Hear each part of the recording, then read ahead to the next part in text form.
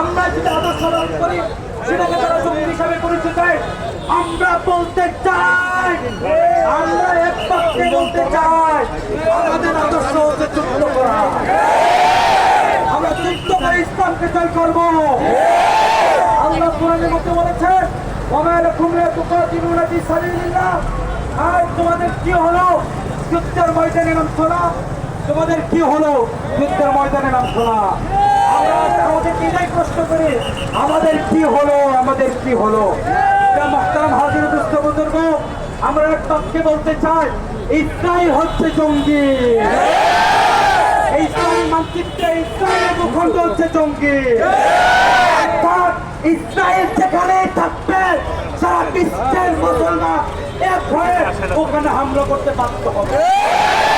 আল্লাহ তাআলা আমাদের প্রত্যেককে এখান থেকে ফিলিস্তিনের দিকে তাকিয়ে, গাজার দিকে তাকিয়ে আমাদেরকে ঐক্য হয়ে জিহাদের জন্য প্রস্তুত হওয়া তৌফিক।